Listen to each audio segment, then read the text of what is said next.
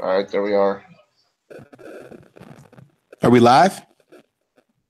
The sign Oh, there we says go. we're live. Okay. Well, guys, I want to welcome you. We are hanging out with over at a good friend's house today. We're over at the Sandhills Shooter channel. This is Travis P11. We're doing caliber corner number 39 right now. And today, this is kind of a last minute thing we put together. We were going to be broadcasting live from our Capitol building at our 2A rally, which is going to be kicking off at 1 o'clock Central Time. Winter weather got in the way, and I could have got ahead of the storm, but it would have caught up with me when I got to the capital city. So I decided to stick it out, which is probably a good thing because we've had electricity go off twice here, and I currently have no internet. So I'm running this from my telephone. I apologize if I robot out or if I warble, but that's just kind of how we're going to run it today. So today we'll talk about the rallies a little bit, what you can do to get yourself involved if you're not, or if you can't make it to rally, what can you do to support the cause? Maybe some groups or organizations you should possibly join, and also do a little bit of a Wanenmacher Tulsa Gun Show debriefing. I know you guys are getting bombarded with Wanenmacher Tulsa media, but it is an absolutely incredible experience that I'd like everybody to have a chance to attend at least once in their life.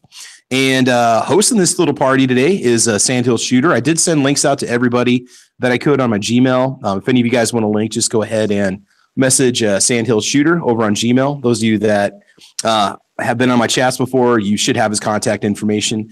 Sandhills Shooter, what is your email address? I guess if you want to just post that on the internal or post it someplace, we can have people contact you if they want to join in today. I did send it out to the usual gun channels crew. I don't know if you want to post it out here, but so anyway, Sandhills, let's start off with you, man. How you doing this morning? I am doing well. I'm waiting for this blizzard to show up that hasn't hit yet, but here's the problem is it's not bad here, and I don't think it's bad in Lincoln today, but I think that if I leave and go to Lincoln, it's going to get bad, and it may stop me from getting home. So yeah, if you look on the weather radar, it's going east. What it is it's like a hurricane, right? It's spinning in a circle, and it is slowly making its way east. Slow moving system too. Yeah. So once it gets here, I think it's going to be here a while. So I'm really not in the mood to have to spend the night in Lincoln. After last weekend, I'm ready to spend the whole weekend at home in my own bed. So we're just going to play it safe, and we're not going to make the rally as much as we want to be there. I am going to here later on this morning. I'm going to put my thoughts together into the speech that I was planning on giving there, and I'm going to make that video and release that up on my channel. So part of the rally that I was going to contribute, I'm still going to get out to the masses, just not to the people that are down there in Lincoln. Yeah, guys, you get a chance, go over to Sandhills Shooter's channel and look at his speech that he did back in November. It was really, really well done. I mean, it was awesome. I need to borrow some. I need to borrow some help from on my channel. You have to go to Travis P11 and find my speech. I thought you had to post it on yours. Okay. No, I don't have a copy of it to post. I've got all the speeches that day, including yours. I just don't have my own. The reason being that didn't get recorded onto my phone. My wife went Facebook Live on that, so it's on my Facebook page, on my personal page, but it's not anywhere else. So, but I know you've got it up, so somebody can find it on yours. Well, what you can do is you can download it onto your computer, and then you can upload it onto your channel if you want. I might have to do that. Yeah, you can do it from the Creator Studio. It'll let you download videos. Yeah, I'm still learning this whole computer business on YouTube. So, no, man, it's cool. I appreciate you hosting me today. Like I said, I could have just done this as a solo thing, but it's so much easier just to have somebody run it from a computer where you can add people and moderate comments. I'm not even looking at comments right now, so you guys might have to fill me in on what's being said. I don't want to bog down my phone any more than I have to because I'm running on my cellular connection right now. So, but yeah, okay. So Sandhills, get that downloaded and then upload it to your channel. Yeah, you guys can watch it on my channel, but it'd be cool if you can watch it on his channel. And while you're here, those of you that are new, make sure you subscribe to Sandhills Shooter's channel. He's got a lot of content that's going to be coming out, and he was a fantastic cameraman at Tulsa, but we'll talk about that in a little bit. So, all right. So anyway, hey, John, I appreciate you hosting today. And if you decide to go, man, you have safe travels, but if you got what's coming your way, what we just dealt with, you don't want to be out in that. I mean, they're closing interstates and highways. It was a mess last night. So yeah, no, we're not leaving town. It's going to be safer. Yeah. I do want to throw out real quick before we go on. I am knocking on the door of that 100 subscriber mark. So I haven't made a video about it yet. I will have a prize giveaway once I get to that 100 subscriber mark. So Mhm. if you don't sub, you can't win. There we go. So get over there and subscribe right now. I'm going to make a promo video for your channel and let people know that they need to get over to your channel and they need to subscribe. And I like to do shout outs once in a while for channels that I enjoy watching and people like to hang out with on, you know, on chats and stuff like that. So we'll definitely do that for you. So thank you so much, man. I appreciate it. All right. Let's see. AWAG, how's it going this morning? Thanks for joining us, brother. How are you doing, man? I'm doing fantastic. I have all my windows open in my house, and it's a nice, crisp, balmy 65 degrees outside. I should show you what I'm dealing with outside. You should see this. It's like, no, I saw your Instagram post this morning. Yeah. Oh, that was nothing. That was 4 hours after it started. It's like I could be riding a Tauntaun out there. It looks like Ice Planet Hoth out my front window. That's awesome. You should go do donuts in the street with your car. Our Walmart's probably packed right now because they were closing down segments of Interstate 80 as the storm was moving east. They were basically shutting it down to stop and pick up accidents along the way. I heard there was upwards of 300 accidents between about 90 miles west of where I live and Cody, Wyoming, and Denver. So it's going to be awful on Interstate 80. Problem you run into in my neck of the woods is you've got that interstate and you've got some remote highways, and that's it. There's very little access. We don't have 15 freeways going across Nebraska. You basically have one, and that's it. So if there's any accidents on Interstate 80, it basically bottlenecks all the traffic trying to go east or west across the middle part of the country, which is a lot of fun. So anyway, what's new on your channel, man? How are your builds coming along right now? I actually have stopped posting everything and anything on my channel right now. Okay. I mean, at the time, I had my phone did not like to function. Like the microphone didn't like to function, so I had to use my headset. But when I went to go record, it only recorded out of the phone's microphone instead of the headset microphone. Okay. And it wouldn't record anything because apparently the microphone broke when I dropped it last. So I got a new phone now. So hopefully there will be new videos potentially up soon. It depends. I've been pretty lazy lately, and I've been busy trying to find a new job. I mean, I still have my old job, but it's kind of winding down on me, driving almost an hour every single day, each way. Now that's probably nothing for you, but it's no. I mean, I drive 4 blocks to work, but to go to say a mall or something, it's a 40-minute drive one way. So I know how you feel, dude. My wife commutes every day too, so it's not fun. Plus gas costs and all that wear and tear on the vehicles. Yeah. So right now I'm in the process of testing a Primary Arms 2.5 power prism scope.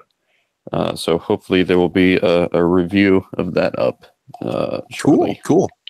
Now, did they send that to you to test out, or did you buy it? No, I bought it. I buy everything. Okay. I know that they do send out optics and stuff, but it's usually just the real big channels that get their stuff to test out, which is understandable. They want as much exposure as they can get. So yeah, and cool. I usually want to have an unbiased. And coming from today's media, you hear unbiased, and it's just a blatantly biased. But the reason why I try to be unbiased is because I pay for everything. If somebody sends me something, sure, I'm going to make it sound good. But if I buy it with my own money, I can critique it whatever way I want. What I've noticed so far, I've had a few companies send me a few items. I've had the Profo Show headphones, ear protection that came my way. That was sent to me. And then I recently had that dog carrier that was sent to me, or the dog back seat cover from iBuddy. I tell these companies before they send me stuff, I'll tell them I'm going to make a review, and I can't guarantee that I'm not going to point out the flaws of the product. Now, Profo Show and iBuddy were like, that's fine. That's cool. They just said, if you notice a major defect in the product, please let us know so we can fix it. And I said, that's fine. But I said, I'm going to tell you how I feel about it. Now, I've had companies before that have said, we'll send this item to you in exchange for a positive review. I've got the emails. I've had a couple companies contact me about some optics, not Primary Arms. They're just off brands. They want to try to get themselves launched. And so they said, we'll give you this scope in exchange for a positive review. I'm like, I don't know if it's going to be positive until I try it. I'm not going to sit here and say, this is great when it's junk. I'm not going to recommend a red dot if it doesn't hold 0, So I've had a couple offers I've had to turn down just because of integrity of the channel, wanting to make sure I keep things honest. I'm pretty easy to please, and I'm happy with most of the stuff that I get, but I'm not going to guarantee these people, positive review. That's one thing I like about the guns that I host on my channel, the gun reviews that I do. They're loaned to me. there's no strings attached. All I'm told to do is take them out, clean them, shoot them, and clean them. And that's it. That's all that Stan requires me to do, the owner of SS Pawn. They're all from his private collection.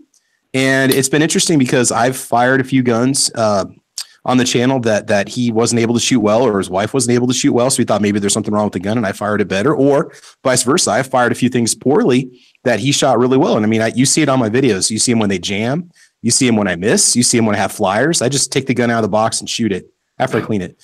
So trying to just, I know it's kind of a boring chat here, but just trying to maintain integrity. It is a big deal for us YouTube content creators. And it's amazing how swayed I've been to buy products that have been reviewed by big channels and they turn out to be junk, namely my CPX2.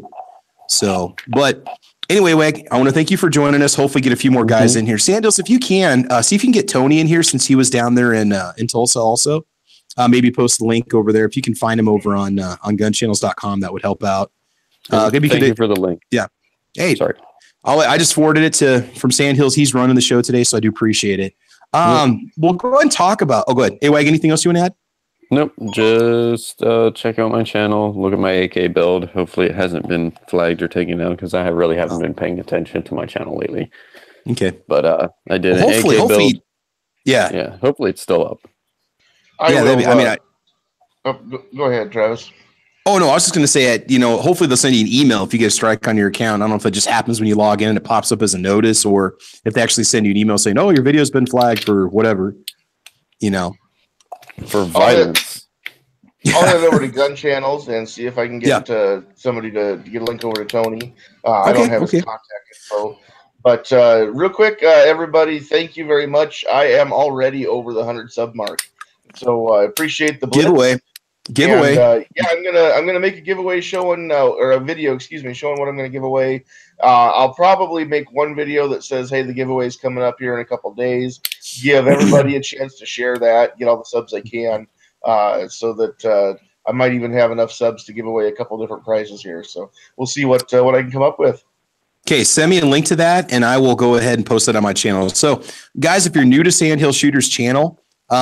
This guy is an awesome. He's a very dynamic speaker, very knowledgeable on U.S. history, very knowledgeable on the constitutional amendments and current events. So Sandhill Shooter does a great job reporting, the news, what's going on, what's happening, why. And I like to talk to Sandhills because sometimes I'm not thinking something all the way through. I'm not seeing something. I'm not seeing the big picture of things, and it's good to have that reality check once in a while, just to kind of get me to think about things in a different kind of way.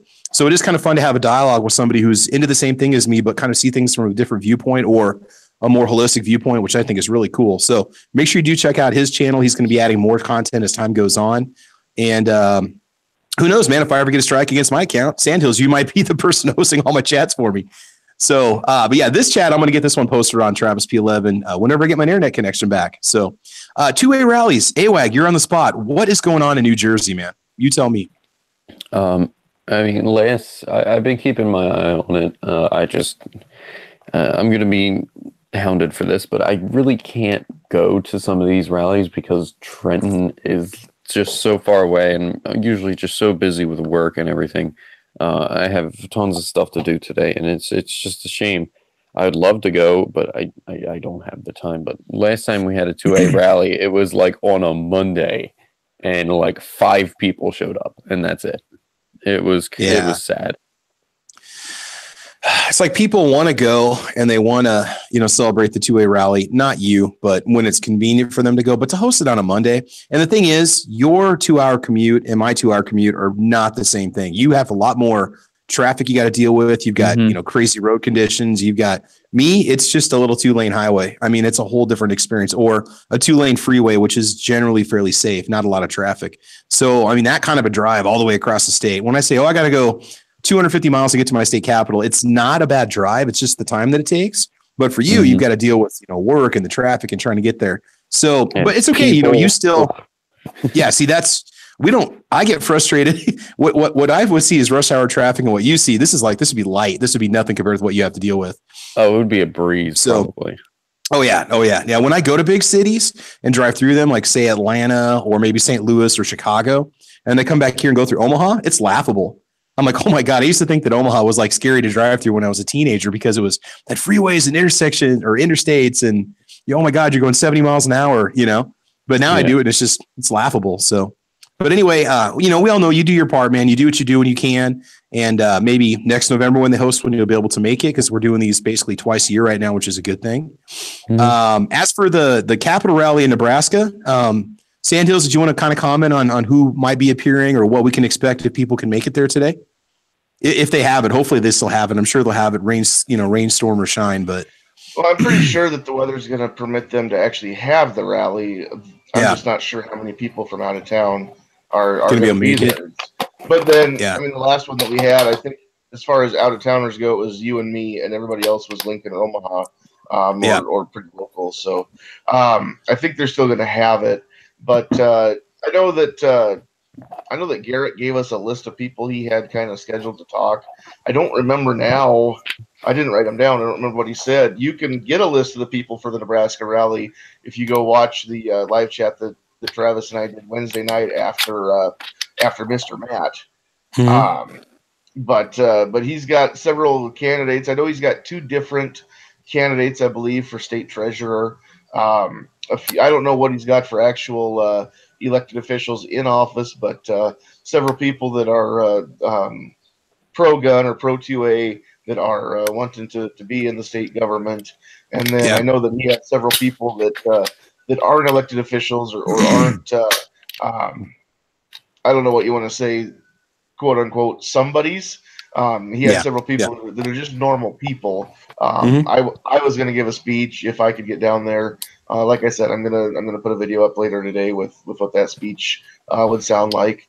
I don't know who else he was going to have, but it sounded like it was going to be a pretty good deal, and I'm pretty sure that if weather cooperated, we'd have a way better turnout than what we had in November. So, kind of curious to see what they do end up getting. Kind of lagging out there for a sec. Yeah, I mean, the November rally was fantastic. They had some awesome speakers. You got to speak. I got to speak. We had radio personalities that spoke, conservative radio personalities, which is pretty rare, especially on, regular radio. We had Patricia speak, Harold speak from the Nebraska Firearms Owners Association. It was really, really cool. It was an awesome event. So if you guys can make it down to your capital city, definitely do so. And we, it's got to start somehow. We have to get it going somehow or some way. Few little pieces of advice. Sandhills, what advice would you give to somebody who's going to one of these for the first time? What do they need to know? I know and you know, but what should people know? Yeah. Sure. Well, first of all, I mean, on a day like this, plan ahead as far as dress for the weather, dress for the day. It's gonna be cold, windy, and damp. In Lincoln, I don't know what the weather is like for the rest of the state capitals, but just plan ahead. You're going to be out there in the elements for a while. These things typically last, a couple hours. And so you want to make sure that you can handle it. If you need to bring a bottle of water or something, if it's hot, make sure you hydrate. Yeah. As far as open carry, I can only speak for Nebraska. But so I guess the first thing I would say is check your state laws. Know the laws. Know if you're going to get into trouble or not. The last thing that anybody wants is somebody breaking a law and becoming part of the problem instead of part of the solution. But I mean, I know in Lincoln, it is this is not considered a political event or a political rally. It doesn't have anything to do with elections or campaigning. So concealed carry is, AWAG, that's making some noise. I'm going to go ahead and mute you. I'm sorry. Hold on. Got it? There you are. That's all right. He's busy building. He's building night wagon rifles. So he is building night wagon rifles, and they are so night wagon. I can't wait to get one of my own. I do know that you cannot concealed carry in Lincoln on the Capitol grounds, but you can open carry as long as you don't go into the Capitol building. And so on the steps, on the sidewalk, that is definitely totally allowed. Now, I do know that I'm sure it's the same in most states. When we had our rally in November, everybody lined up there on the steps. We were right down there on the sidewalk, right beside the street. Yeah. And it was very important in order to be legal and to honor the permit that we had there for Lincoln. We had to leave the actual sidewalk the right of way, that had to be open. Nobody could stand in the right of way. So if people are walking through the sidewalk, they have the right of way. They don't have to go around. We have to make sure that we leave space for people to walk through there. I know that was important. We had to tell people a couple times as they, we had stragglers coming in late, and we had to let them know too, hey, we cannot have people standing in the sidewalk. You can be between the actual sidewalk and the street, or you could be, closer to the steps than that. You could be up on the steps. But we did have to make sure that we didn't impede anyone's traffic. So I know that was important, just to make it okay for people coming through, walking their dog, or what have you. Other than that, I mean, if you're going to record it, the better the microphone, the better the dead cat you can put on your microphone.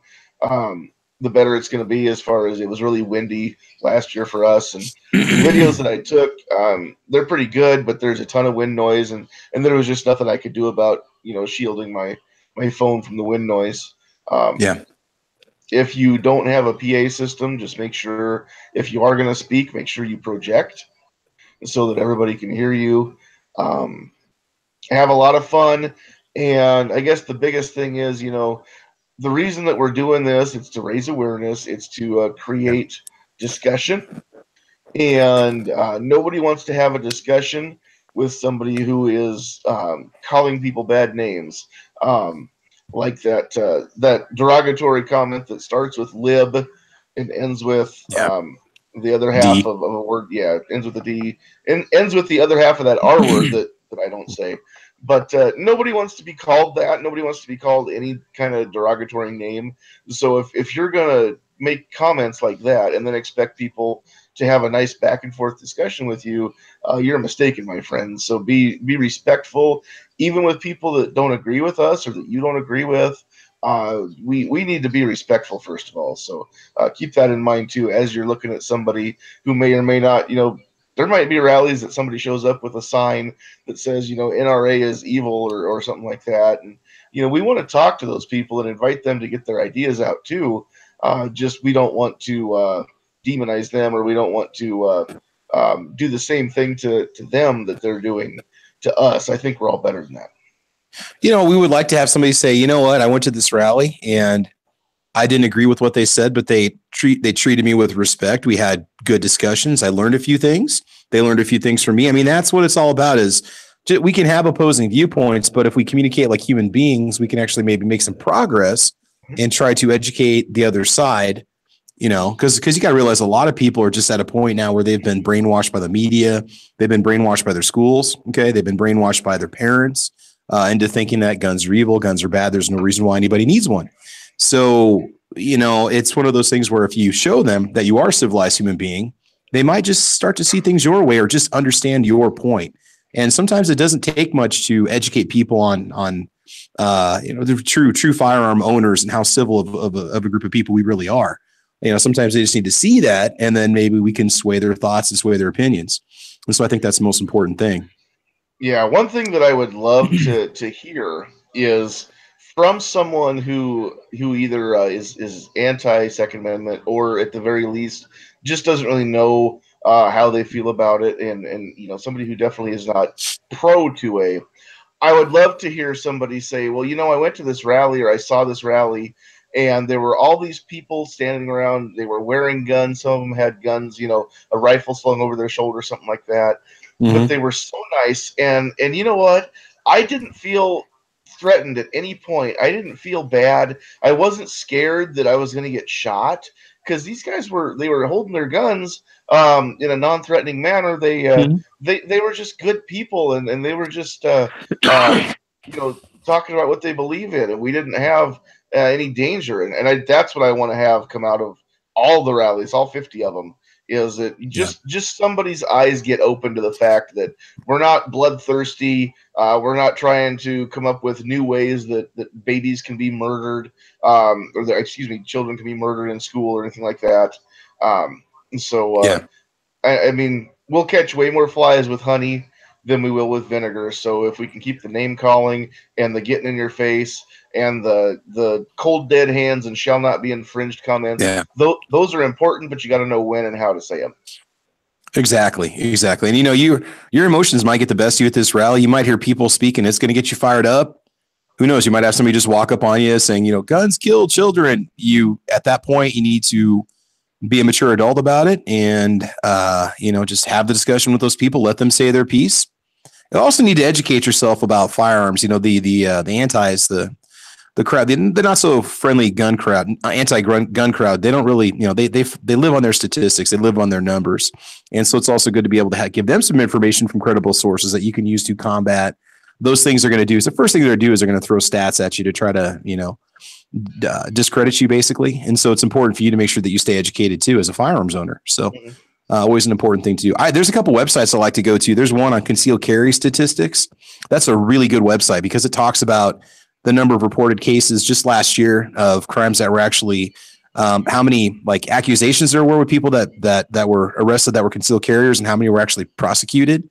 And it is kind of funny. I don't know. I think there was 15 cases in Texas, maybe, of people that were concealed carriers that were arrested on some sort of a firearms charge, but less than, it was 0.00011% were actually convicted. So I don't even know how that works out. I don't know if that means that maybe they received a charge, but it wasn't a felony.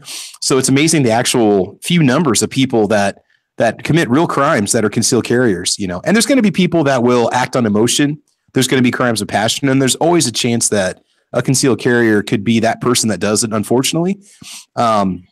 But no, that's what I'm trying to say is statistics. It's a big deal to keep yourself educated as a gun owner, especially if you're going to go to these rallies. People might ask you questions. You might have the news media walk up to you and want to interview you and ask you, hey, how do you feel about this? How do you feel about that? Well, it's good to know that stuff too when you go to those rallies. Well, and another thing too, that since they had the the March for Life here a few weeks ago in Washington and in a lot of different towns too. There are videos, there are a dime a dozen now on YouTube of different groups that went out there to interview people who were marching and carrying signs. And they would ask, well, what do you think about this? Or what do you actually feel about this? And people didn't know. They're like, well, I don't know that much about guns.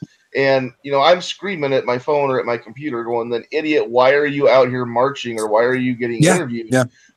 But at the same time, again, if we're out there at a rally and if we don't know the info and we're looking for the info, then that's okay to say that. But don't act like we have the answers and then not have answers. If you want to be interviewed or you want to, and I don't even want to say that we want to sway public opinion or change public opinion. I don't know that that's easy to do. But if you can take just one person aside and have a conversation and just give them a different viewpoint, they might not change their mind. But if they can at least understand where you're coming from, then again, you can't use emotion necessarily for that. Facts and statistics are going to help. So if you've got a link to those sites that you go to, Travis, when we get done here, if you can just post those in the comments on the video, the public comments afterwards, because I know you can do that. You can do that much from your phone. So so everybody that's listening to this, go scroll down to the bottom here under the video and find that link in the comments here once the live chat is over, and Travis will have those up for us. I got my laptop sitting right next to me. I'm periodically trying to load Google, trying to load YouTube, trying to load eBay, and nothing's coming up. So the internet's still down. It could take them a while to get I guarantee what happened is we probably had a branch go down. We're older neighborhoods. Most of our power lines and our internet are above ground, unfortunately. Strung, and a lot of these wires go underneath trees and over trees. So all it takes is one branch to basically knock out half the town here, unfortunately. So, but when I get a chance, I'll get those addresses. I think concealcarry.org is one of the websites I like to go to. It's a really good website, has awesome statistics that come from the CDC or from the FBI. They have credible sources where they get their information. I think that's important too.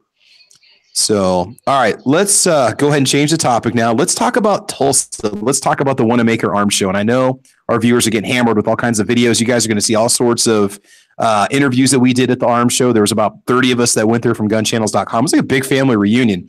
So Sandhills, I want to ask you, what was the highlight for you from the Tulsa Arms Show down at the Wanenmacher Gun Show? What would you say? What was a couple highlights you could think of? I would say for me, first and foremost, the biggest highlight would be just the fact that I got to finally go and meet up with so many people that I've talked to for so long online, and I've been you've been including me in the Caliber Corners, not the whole time, but for a long time now. Yeah, yeah. Just between chatting on live videos, being in the panel, just being in the live chat discussion part, making some videos, and now people are kind of learning who I am. And apparently, a few people don't think everything that I have to say is completely dumb, so that's nice. But Hey, but up until this last weekend, you were the only person on gun channels or on YouTube that I had actually met face to face, and that was only for a couple hours at the November rally in Lincoln. yeah, And so it was awesome. I would say the trip down and the trip back was a highlight for me, just getting to hang out with you, and we got to talk. Hey, I appreciated having a navigator, man, because I hate driving to places I'm not familiar with, because I have to look at the map, look at the map, and drive. You made it easy, dude. Way too easy. Well, yeah. If anybody wants to know how smart or entertaining we are not, I do have some live streams on my channel from the ride home. But no, I really like being able to meet up with Matt and Tony and Ghost and Night Strike, and I try to list everybody, but I'm going to leave people out. So, but it was nice just to be able to talk to these people, shake their hand, and say, hey, some of these people I have seen their face on videos before. Some of them, John Z, I'd never met before, never seen his face, and let me tell you, that dude is cool. If you're not a subscriber to the John Z Project on YouTube, you need to go check that guy out, because John Z is thebomb.com, man. I could listen to him talk for hours. I know. He's in New York, we have a good time. That he could lull you to sleep, or you just want to hang on every word that he says. He should really have a radio program. Oh, I know, man. The guy's got a radio voice. Like, it's crazy, man. He kind of seems like he'd be in like a movie as like the uncle of the good guy or something, Yes, exactly. I don't know how to explain. He just has like this. We're going to take him down. this demeanor too. You could just you just expect him to walk up, put his arm around your shoulders, and be like, "Hey, kid, here's what you need to know about life. I'm going to tell you everything you need to know."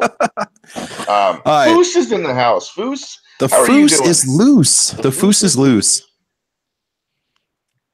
The Foos is getting connected. All right, real quick, Foos. AWAG, I got to ask you a question. As a viewer, AWAG, has there been any Wanenmacher videos that really caught your attention, or has there been anything? And AWAG, you were with us, weren't you, last Saturday on Caliber Corner? That whole morning was kind of a daze for me, but yeah, you were there. Okay, so I was there for a little bit. As just a viewer, of content, what have you seen any really cool videos from Wanenmacher yet that have kind of stood out for you on all the channels you're subscribed to on YouTube and gunchannels.com? To tell you the truth, the karaoke night was the pinnacle. But I don't know what you're talking about. I don't know what you're talking about. I have no recollection. Come on, you know exactly what I'm talking about. No, it was fun. I got to be honest. For me personally, it took me back to the '90s, the college years, where we would do that every weekend at the bowling alley. I really enjoyed it. Took us forever to get up there though. And we had been talking over the music for like an hour and a half, loud voices, us trying to talk to each other. So we got to sing. We had no singing voices whatsoever. So if we were a little off key, man, if we would have got in within 5 minutes, it would have been on point, man. We'd have been on America's Got Talent, but we were just like, yeah, Travis was having a little bit of difficulty hitting that high F. Oh, I hung in for Bohemian Rhapsody. After that, I could no longer crack glass. It was bad. And then John did a fantastic rendition of A Thing Called Love. Was that right? By The Darkness? I believe in a thing called love. Yeah, that was. I believe in a thing called love. Here's what I like to do whenever I go sing karaoke. It's not really a secret to talk to me or to look at me. I'm kind of a country boy, and I love my country music because it's what I was raised on. So I like to throw out, a little Blake Shelton or a little Garth Brooks or something like that, some George Strait, and then after people see me sing a song or two, and I come back up there, they're like, "Oh well, I wonder what cowboy song or goat roper song he's going to throw out here next." And then you hit him up with a little "Everything called love," and it kind of blows people's minds, and it's fun, and nobody can understand exactly how I can put that, and I don't know either. So what's funny about it is on my channel. as soon as you started that song and started singing, the whole karaoke bar joined in. Like everybody was singing with you. When you were singing, they were singing. It didn't matter who you are or what you look like or where you're from or the fact you just got done singing Willie Nelson 5 minutes ago. You know, that song came up. People were united, man. Everybody forgot their problems and just had a good evening. I'm telling you, karaoke and some libations is going to be the cure to all of our social problems. Karaoke, we all get along. A little PBR and some Marvin Gaye, and everybody is just family. Everybody in that whole place was singing, was it Let's Be Together, Let's Get Together by Marvin Gaye? I mean, everybody's just singing it. Everybody's having a fun time, high-fiving each other. We're like, man, this is great. You know, we have a lot more in common than we realize we do. And music does unite the people. I'm telling you. It was a magical evening. That's all I can say. I was kind of impressed. When we got called up there to sing the Bohemian Rhapsody, and I'm sorry, it was more of a Bohemian travesty, but we are a bunch of bohunks, sir. Yeah, I'm Bohemian. The thing about karaoke is the more you drink, the better we sounded. So, but when he called us up there, he said the Gun Channel's crew, and you know nobody even really. I don't think any eyebrows even went up. It's like what's Gun Channels? But aside from that, it was pretty neat to be able to say, you know, hey, there's a whole bar full of people. Nobody ran screaming, saying, "Oh my gosh, somebody's got a gun!" What? You know, so that was kind of fun. If you notice it, like half the songs that people sang had guns in the title, and it wasn't even our Gun Channel's crew. They had Earl Had to Die by the Dixie Chicks. There was Get Your Gun, Go to Town Boy. I mean, there was like every song had guns in it. I was like, hey, all right. Powder and Lead from Miranda Lambert got put up there. And then, of course, it was Bohemian crazy. Rhapsody, it talks about killing a man. And See? Ice Ice Baby talks about shots fired. Oh, it's an incredibly violent song when you really look at the lyrics, you know. Gun culture, are we not? We are, definitely. Closing Time is not about guns, though. No, Closing Time is not about guns. Closing Time is about family togetherness on the Gun Channel, in the Gun Channel's family. That's what that is. I think everybody just got booted. Foos, you're still with me there. It says shows your picture. Are you with us? I have been purged. And they're back. It just said I ended the call. Like I said, guys, I'm running this off my cell connection because my Wi-Fi is still out thanks to the snowstorm that just hit this evening. Hey, Foos is with us. So Foos, if you're back with us here, buddy, Foos, what was the highlight of Wanenmacher for you? What was the highlight? He's saying in the side chat here, he's trying to get in here. I don't know what kind of technical difficulties Foos is having, but as soon as you can, Foos, just jump in there and walk on us if you need to. Let us know you're around. I was maybe just going to try to show you out the front window here real quick and see what I got. That's not too bad around. The sun's coming out, but it's still kind of it's just kind of blowing right now. The winds are coming out pretty good. Let's see if I get this turned around here. I just had a phone call from work that I didn't get to. I'm going to mute myself and call them real quick. I'll be back. Yeah. All right. No problem. I've been following most everybody on Instagram when they went to the Tulsa, and Night Strike had this picture of a box of Krispy Kreme donuts, and I just went back and looked at it like a minute ago. Yeah. And I really want Krispy Kreme donuts now. They're okay. I prefer Dunkin', or we have a local bakery called Delight Donuts, and they're amazing. They're awesome. They're huge donuts, but okay. So a little bit about the Wanenmacher Gun Show. Yeah, Foos is back. Yeah, man. What's up, bro? Finally, damn! I've been trying to talk this entire damn time. No, it's okay, man. Like I said, I'm running this from a cell phone signal, so I could get dropped at any time, so I can't guarantee it. But Foos, what was the highlight for you from the Wanenmacher Gun Show? You know, I've been there before. Oh, okay. So, I've been there a couple times, and now the whole reason I go there, I mean, if I'm looking for something, I'll go there. But, you know, like this time I really wasn't looking for anything. I just found things to spend money on. But the biggest thing is the people. No. I mean, I'm not just talking about the gun channels guys, but the people that you'll meet and the booths that you'll sit there and talk to 5, 10, 20 minutes about any random thing. It could be about guns, or it could, you know, start off at a gun. You're like, oh yeah, I remember back in the day this, and then boom, totally different topic, and you get to know something about these people. It's interesting. Yeah, everybody is just incredibly fun. I didn't find anybody that refused to do an interview, and I didn't do it the right way. I should have done shopping one day and interviews the next day, so I could have maximized the amount of time that I could have had to talk to people. But I did not have one person. Nobody. I bumped into a lot of people with my backpack and stuff. Nobody got mad. Nobody said anything stupid. People were polite, friendly. You're never going to meet a nicer group of people. Just in general, we're all united by a common cause, the Second Amendment and the ability to own firearms. And look at this. Look at this. We had 50,000 guns, 30 to 50,000 guns in this place. We were just doing some estimates on it. I don't even know how many people do you think visit this over 2 days? Have you ever seen the numbers at all or not? I would have to say more than 10 or 15,000. Okay. So 10 or 15,000 people, 50,000 people. That's just me. I mean, yeah. Like I was talking to someone. They said there's 50,000 people over a 2-day span this week. Yeah, okay, I can understand that. 50,000 people, 50,000 guns, ammunition everywhere, and not one freaking incident. Not one person, not one discharge, not anything. I bet you there's over 100,000 guns there. Okay, impressive. Great. I think 11 acres. But I mean, the people, how nice they are, and the crowd this year was more than the crowd, the bigger crowd than I've ever seen. So yeah, it was much bigger than last November for sure. Yeah,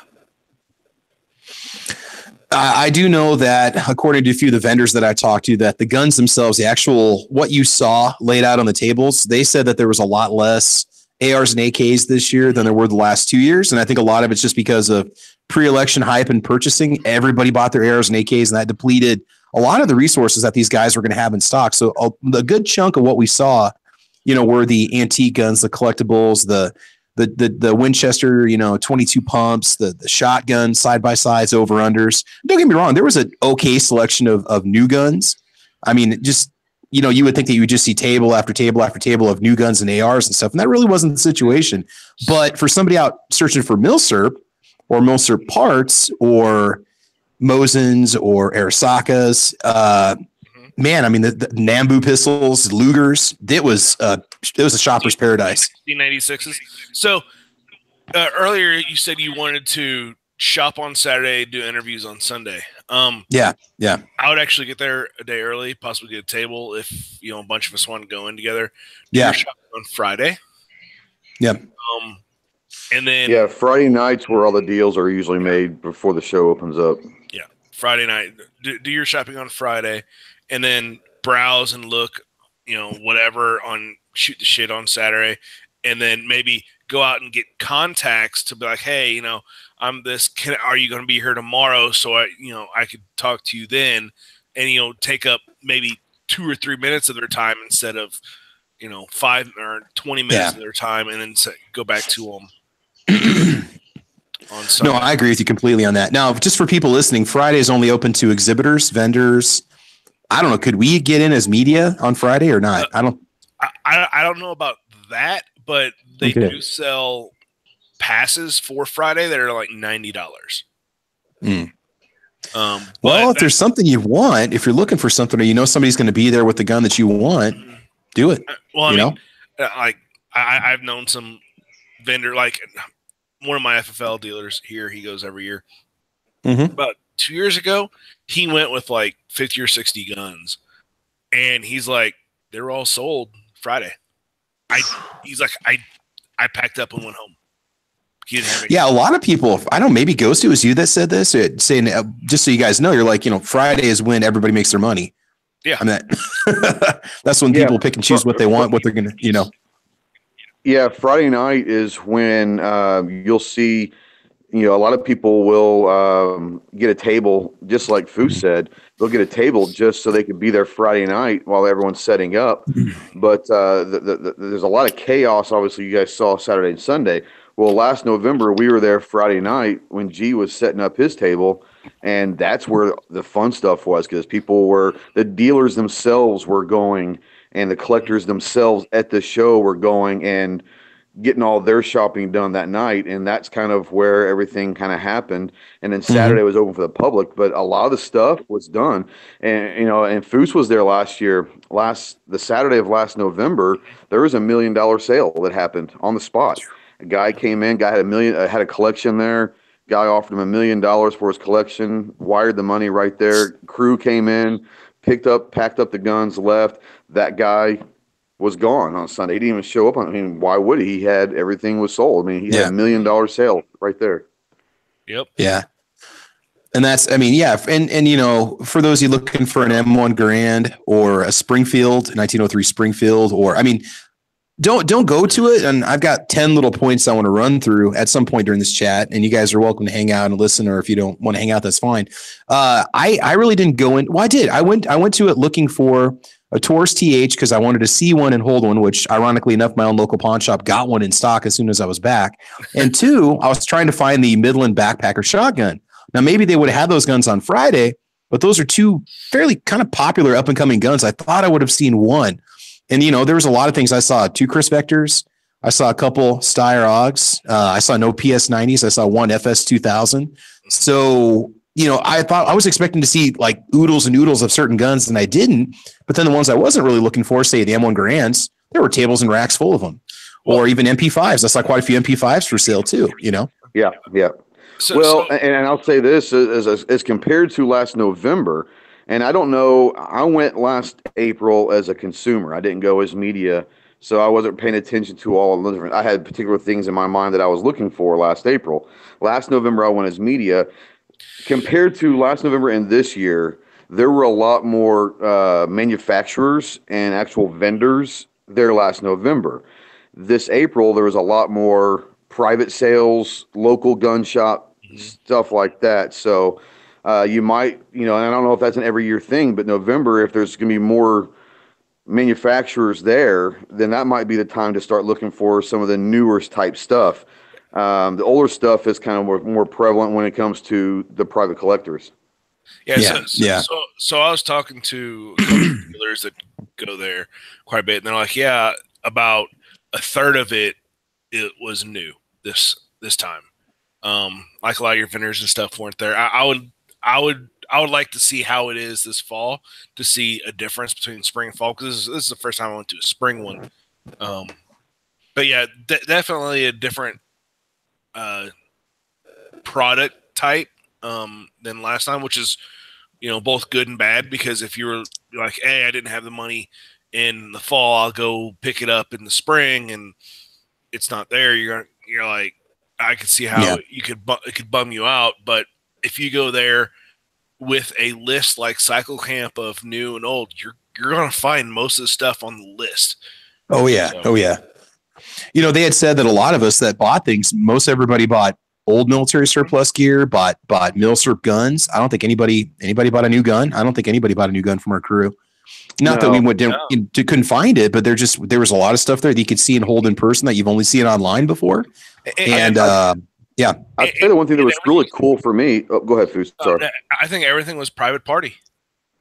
Yeah. So I'll say the one thing that was really cool for me that I hadn't seen before at a gun show is there was a booth there, and they had a big sign, and it was packed both days, and it said "Build your own AR for $440." And you literally went by around this thing, and you picked up the parts that you want. They built it right there, and for $449, you walked away with a quote unquote customized, of what they had, but you got to literally pick different colors, whatever you wanted, and you could walk away with a brand new AR for $449. So I thought that was an interesting thing, and that obviously is a model that works, because if you guys know, that thing was packed. Mm-hmm. Oh yeah, both days, yeah. And I'll say, go ahead, guys. I was just gonna say, we were talking, laughing about that. That's something we should just, franchise that and put that in every mall in America. Yeah. Build a AR, build a AR workshop instead of build a bear. Build a AR. Well, see, we might have to all have our own franchises, because we all came up with different names. So mine was Building Freedom. Building Freedom. You know, and what's cool about that is the prices that they were charging. The prices overall, I didn't see anything that I thought was really high. You could negotiate with cash, but I saw either retail on most of what I was looking at, or below retail. I mean, I was seeing Gen 4 Glock 17s everywhere for $499. I mean, sometimes locally I can't get one. I mean, I can in my pawn shop, but if I go to Cabela's or go to a larger store, I might pay $550, $600, $559. So prices were really, really fair in my opinion. Ammo maybe a little bit high, but yeah. But I saw some Mausers. The Mausers expensive. Yeah. Yeah, the Mausers were a little bit high, but I think if that's an industry-wide thing, I don't think that's a Wanenmacher thing. I think Mausers are kind of starting to go up in price a little bit now. They are. They absolutely are. I mean, anything milsurp is creeping up, really. Yeah. Unless you're looking for that one thing that no one cares about, like, you know, some of these Japanese guns or Carcanos or something that's not quote-unquote American hip or something like that. I mean, your grands are going to be up there because it's, you know, what your grandfather carried during the war. But who cares about a last-ditch Arisaka or Type 38 or Carcano, which I saw a couple there, but yeah, no. I saw a few of them there, yeah. Yeah, I the one I saw was a sniper variant. Like, I don't think it was real. It was a sniper variant on a carbine. So, yeah, I was like, that's not real. So that's I saw a lot of Mosins there, and they were decent. There were some good prices on some Mosins that you could pick up for pretty good. But again, it depends on which table you went to. I saw some high ones. Yeah, there were some really high ones. But the thing about a Mosin is, if you're out for Mosin, you go to like J&G sales or Classic or something like that and buy a Mosin. It's whatever they pick off the rack. And go. You could actually go and quote unquote hand select it with your own hands. You know, if you want to take and look down the board, if you don't care about what the wood is, maybe you don't get one that's wood. Get one that's a little bit more beat up. Yeah, you may be able to save a little bit of money, but the bore could be pristine or whatever. I mean, what did Ponnery pick up? He picked up. I can't remember what he picked up. He picked it up for a great deal. He bought a Enfield with the grenade launcher accessories on it. He got that for a hell of a price. Yeah, he did. $375? Did we pay $375 or was it more? Something like $425? It was $275. I thought it was $275. I might be wrong. $325 or something like that. It was right around $3. But again, the stock was tarnished and all this stuff, and he went home and put a little bit of elbow work into it. It's probably a $500 gun. Yeah, he crazy. said that the rifling was real sharp and all that. It was great inside. Yep. And his is it has the more than just the 2-groove rifling, so that's cool. Because a lot of the infields only have the 2-groove rifling, like mine does and Roro's does. So, which I did get Can out. you get some better accuracy out of that? Yeah. No, it's just all it needs to do is get enough to stabilize. But I did go out and shoot it at 100 yards yesterday. Or 2 days ago. Cool. Yeah, my Arisaka blew up. Well, the ammo's overpressured, and it popped the primer. Firing pin went through the primer. I had not powder, but gas come out the 2 relief ports and come around the back of the bolt. So really, yeah, I'm gonna have to. That was fun. Well, what I do is on a lot of these old mill I'll just put one in the chamber, put it on the table, stick it way out, and just pull it right into the ground, just to make sure everything functions and stuff like that. And like it didn't eject.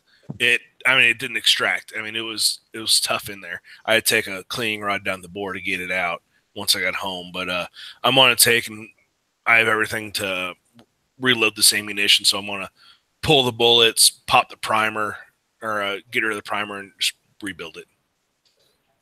Are you going to contact the company? Oh, go ahead, Joseph. Oh, no, it's not. It's a remanufactured company from Texas, so I'm just going to tear it apart. Okay. So I would love to get kind of answered my question. SMLE.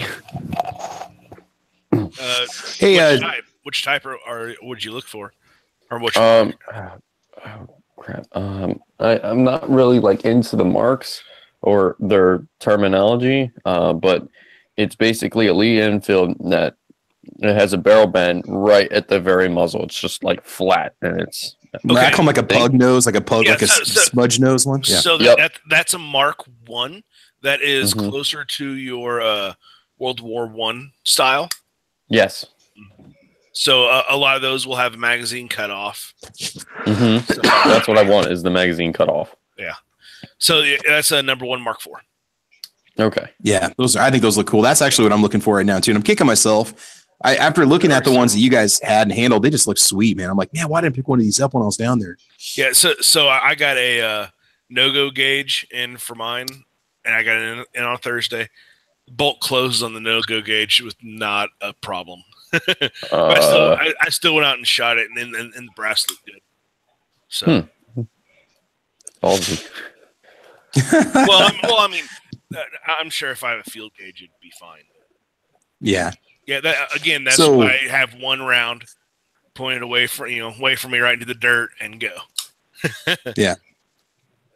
So. Well, Jelsman's joining us right now. So, Jelsman, what was the highlight for you from the Wanenmacher Gun Show? What was just something that just stood out that was just awesome for you? The experience, the people. What was it? What did you enjoy the most? The constant 5-hour live chat. Hey, yeah, that was it. No, it was a great exercise. I did roughly 30 miles, so got my cardio in. The whole experience itself was kind of overwhelming because after table, everything kind of glasses over. But then you notice that one thing that's like really cool, and you're like, oh man, that was just absolutely awesome. For me, it's like I really like 1851 and before revolvers. So finding an 1851 Navy was like on the top of my list. Didn't see a single one, but I did run into a Volcanic, which is a really neat pre-Winchester lever action. So that was kind of cool. And I saw one of those maybe, but other than that, I mean, just the people themselves, most of the people were pretty up to letting you take pictures and everything. Day one was hit or miss. Tuesday night, also Tuesday night. so Joseph, gotcha. But the thing is, you're talking about that Volcanic. Where else do you think you'd be able to go and actually touch it? You can see Volcanic Rock Island, stuff like that. Honestly, like some of those things, I found an American Luger, and an American Luger in 45 ACP is pretty dang rare. Now the price was also sky high on it though too, mind you, but the guy let me handle it, take pictures of it. Same with the Volcanic. They were actually both at the same table, so it's like nowhere else in the world I don't think you're going to be able to pick those up and handle them. Right. And that's what's awesome. I look at Wanenmacher as, yes, it's a gun show, but it's also a museum that you could touch the exhibits and take photographs without a piece of glass between them. Or disassemble and carry out a Gatling gun cart and get to actually touch an 1861 Gatling gun, Well, no. I was talking to Sandhills, and he said that you cut a hole in the top of your car, and he was riding through Kansas, Maudou style. It's right. Nice. Yeah, we were just going to cut it. Unfortunately, the Gatling gun weighed more than the roof rack was able to hold. It's designed for two Cannondales, not a cannon. Okay, yeah. It weighed more than the car itself. It probably did. There's probably more iron in those barrels than it had on the entire body of the Honda. I'm serious, man. Yeah, but you're right though. It is like a living history museum. I actually got a chance to hold an FK Bruno, which I'll probably never have another experience ever again to do unless I bought one. That's a $8,000 handgun. $7,500. Yeah, and what's funny is like that. I always thought that would just be the coolest gun to see in person. And you're looking around, and again, I've said this before. You see the $24,000 1873 Winchester 22 short pump shotgun, rifle, right? Pump rifle, and then there's was it a lever gun? I thought there was a pump. Oh no, the 1873 was $23,400. The Henry was $50,000, and you're like, oh my god. Then you see the FK Bruno for $7,000. It's like, it's like, That's Well- not bad. Yeah, because any gun show that I would walk into in Nebraska, if I'm walking down the aisle and all of a sudden there's an FK Bruno, I'm gonna like lose my mind, be like, holy cow, who's got an FK Bruno in here? But then after everything else that I saw at Wanenmacher, then we're walking down the aisle and it's like, hey Travis, look, there's the FK Bruno. It's an FK Bruno. It's like, oh, can I handle it? Sure, go ahead. Nothing shocked me, nothing was surprising after 2 days of that. It's like, I'm surprised we didn't see one sooner, or the what was that FN gun that we found right before then? It wasn't the PS90. It was the FS 2000, that huge 2000. bulky 5.56 bullpup that they sell. The Belgian Yes. the Belgian super waffle. That's what I call it. Yeah. The thing is, like, it looks like something from Halo, man. It's cool in person. I don't remember what they were asking for. Maybe was it 2,500 or something like that? I was gonna say if it's over 2,200, you're paying a little too much for it. I do. Yeah, that was the only one that I saw though. Yeah, I do remember seeing the Steyr AUG that had the conversion, the barrel for the 223 or for the 9mm. You could go either way. It came as a kit. Oh, that's cool. That was pretty neat to see. And it was, what was that one, about $2,650, I think. Oh yeah. I was seeing a lot of FALs, and I think they're around $1,500. FN FALs around $1,500. I saw one. I don't know if it was PSL or Dragunov, whatever. I think I saw 2 of that style of gun at the show, and that was pretty much it. You should have taken a picture of not a lot it. There was 2 at the one table that you and I were saw, and then I saw 1 or 2 other ones, and those were anywhere between $1,200 and $1,600, and they're PSLs. Oh, okay. Yeah, I'd say the most expensive gun that I saw I saw it in the lower level. There was a Remington 700 chambered in a 338 Lapua. I think they were asking like $6,000 for it. And just to sit there and look at that thing it's a beast. It's a beast of a rifle. But that was the most expensive gun that I actually had a price tag. I'm sure there was probably a Python or something there was maybe asking for more or something like that. But it might not have had, it said ask dealer for price. But the actual highest price tag that I saw was that Remington 700. Oh no, the FK Bruno had a price tag $7,500 hanging off. Oh, did it? I didn't see that one. Okay, yeah. Yeah, it was just But then there are other ones that definitely like it might not have been hanging off it, but it was real close, and you can tell it was for that up in the 5 digits. Like my very first gun show there, I saw a price tag of $160,000, and it was of a Persian flintlock. Like just whenever you think about the ornate stuff, yeah, this was ornate, jeweled, everything, and had $160,000 price tag. oh my god. There's a gun show. Oh, wow. There's a gun show that I did see a Browning M2, but it was not for sale. It was for display only. So I'd only imagine what that was going to run for. Oh man, I missed that. And there were class 3s, like full autos there for sale. So. Oh, I bet. Yeah, I asked the guy on the M2 and I said, "How much you ask?" He's, "Oh no, it's not for sale. I wanted to bring it here as a display to kind of get people to the table." And I was like, "Well, it got me to the table for sure." Yeah. Well, there's a guy in the Pennsylvania gun show that has a M2 50 cal Browning machine gun parts kit for $12,500, and he has it there every year. And I keep telling myself, I want to buy it, I want to buy it, I want to buy it. Then I remind myself that I live in New Jersey, so I'm not allowed to buy it. So another thing at the Pennsylvania. I'm just worried about for a $12,000 price tag how long that layaway plan would be for me. Yeah, 24 payments of $499 without interest. Yeah, right. There's also a guy at the Pennsylvania Gun Show, the Oaks Gun Show, that has a real, like, it's pretty genuine from what I've seen. It's a Sturmgewehr, a select fire Sturmgewehr, and it has 5 extra magazines, the issued pouch that goes with it, and a few other miscellaneous things. And the guy's asking $167,000 for it. There was a Sturmgewehr down there. I mean, it wasn't for sale, but there's one guy down there that always has MP40s, MP42. G30. No, MP42. the buzzsaw, Hitler's buzzsaw, stuff like that. Yeah, he's down there. He's always down there.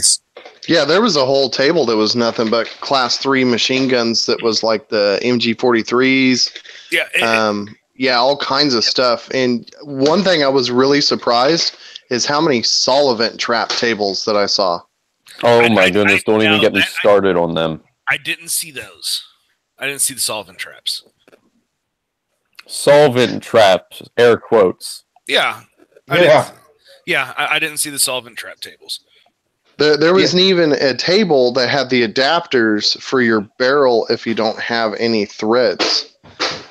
It like literally just goes over the top with set screws. That would be... I saw some cool solvent trap adapters for oil filters alongside the pop bottle ones too. Yeah, they also had the ones for aluminum beer cans, like the Bud Light or Coors Light screw top cans. The aluminum bottles. I remember that. I must have been looking at the same table you were. That's funny. I didn't see. I think that's definitely something to have in your toolbox for an SHTF situation. No tax. Oh, they're legal because they're legal. They're just it's just a socket adapter, right? Is that what they call it? Just a threaded adapter. So, yep. There you go. That's pretty cool. Yeah, I just think the whole Tulsa experience was pretty spectacular. I mean, just the people and getting to meet all you guys was awesome. Getting to hang out with a lot of you guys was just awesome. No, man, it was just a good time. I tell you who I was really, really proud of, and Shane and Tardot, they worked their tails off. But you know who I was really, really proud of? And it's going to sound weird, but I was really proud of Night Strike. I think Night Strike came out of his shell a lot. He actually he broke down the barrier of the non-social aspect, and he did a couple interviews and did all that. And I think I think Tulsa was good for him because I saw him grow a lot, as not be so insecure as much as he was. So hopefully this will maybe push him to start doing some more stuff with his channel. Yeah, I mean, he's just got to get his content out there, and this was a great opportunity for him. He had a chance. He did some really good interviews. It was fun. Unfortunately, we didn't start many of them, or he didn't do a lot of them until the very end of the show. But he did get a chance to talk to some people, which I think was awesome. It's a good start for him. It definitely is. Saturday morning for about an hour and a half, and I let him. He asked, "Hey, can I just follow you around?" I said, "Yeah, sure." Yeah. So we walked over to a couple booths and kind of showed him how I would approach a booth to ask for an interview and all of that stuff. And he did 2 of them, and he did a really good job because he was so worried. I said, well, what question should I ask? I said, bro, you're talking AR uppers. I said, you can talk AR uppers to anybody all day long. Just talk to them and catch it on film. Then you can go back and edit it into an interview. So just ask them questions about what you would ask as a consumer about AR uppers. And he did a great job. Yeah, it was definitely an awesome opportunity. And like I said, everybody was just so approachable. Everybody was so friendly. It was awesome. But and it was nice. Because everyone that I met, and I have met either at SHOT Show or Wanenmacher or wherever we are, so far, every single person that we've met, that we've known on gun channels, just meeting face to face, is the same exact person off camera as they are on camera, which is really nice to know that everyone's really genuine. There's no acts out there. Everyone's just who they are, and that's a great thing as well. Well, we've been talking to each other long enough. It'd be really hard for us to keep an act up that long. That's true. That's true. Yeah, but that was one of the comments that I Travis is a Nebraskan, though. We are desperate for human contact because we have nobody around here. Yeah. No, I second that though. That was one of the comments that I made when I got home talking to Mrs. Sandhills, was that I was very impressed that what you see on YouTube is what you get with all of these guys and gals. And just exactly that. Some people, I know some of the bigger channels with millions of subs, people say, hey, they're a little bit different in real life than what they are when the camera's going. But everybody in our group, everybody on gun channels seems to be exactly 100% genuine, no matter camera on, camera off. Hanging out with Night Strike in real life is no different than hanging out with Night Strike on Hit or Miss, Tuesday nights, 9 o'clock. And I really liked the way that every chance that dude got to talk about gun tubes, like if he saw an opening, he was there. Like people were like, what are you going to do? YouTube, you're going to lose your channel. And Night Strike was right there. Hey, I've already got this covered. He'd hand him a card. He'd be like, guntube.org. I'm CEO. I'm founder. I'm owner. We're getting this thing off the ground. all your support helps. And I mean, I just thought for somebody like I think Night Strike doesn't really know. He's never really gotten a company or a website off the ground before. So for doing this for the first time out, I was very impressed with the way that he didn't miss an opportunity to get that out there. He had the T-shirt printed up and was showing that T-shirt off. Anytime at all. Yeah, wearing it. Exactly. All the time. Yep, he was a walking billboard for guntube.org, and it really helped him. Business cards and everything. Yeah, and to be honest, like even we're sitting there at Whataburger eating our lunch that day, and somebody asked him about what's GunTube because they hadn't heard about it yet, And he's just sitting there wearing the shirt, and it sparked a conversation. He got to hand him a card and say, "Hey, go check it out. We're getting it going. You can go there now, but it's going to get a lot better." Yeah, as long as Travis doesn't break it. I'm trying not to. I haven't uploaded a video to GunTube for probably 2 weeks now because I'm just kind of waiting to see what I want to put up there and decide what's going to go over there. Telling you uploaded 2,000 of them 2 weeks ago. So, Travis, one thing that I can't wait to see on your channel is a tabletop review of like Matt or Ghost or Sand Hills or tabletop review of other content creators. How about I should tabletop review Ammo Cat here? Ammo Cat. She's awesome, man. She's my tabletop review of the tabletop. Yeah. I still think about since you asked that question, let's get started. No, no, a lot of it I was just kind of doing for fun. Plus, for me, Whataburger. That's I only get that a couple times a year, so I thought, let's just do a review. Whataburger. Whataburger. Well, what do you mean? Drive for Chick-fil-A. Sorry, I have to pronounce things the way that they're written, but yeah, Whataburger. But I mean, yeah, I just decided to throw a few. Some of it was just kind of a joke. I mean, I tabletop reviewed the breakfast at Spring Hill Suites. Yeah. Just for fun. I was just kind of sitting there, just running through it, and it was funny. Clover's wife was sitting at the table, and a few other guys were sitting at the table. I was doing it. She was just trying not to bust out laughing. Oh, this is delicious breakfast sausage, and she's like cracking up. But no, it was cool, man. I had a good time. I only did about 6 interviews total. So. How awesome were people at Spring Hill just letting us take over the lobby for a couple 3 days? They were great. That was cool. They were incredibly patient with the noise we were making while we were there too. That I mean, at any time they could have said, "Okay, you guys are done. You got to pack it up." Instead, they let us have that lobby. They have a nice little business office over on the side you can go use if you're staying there.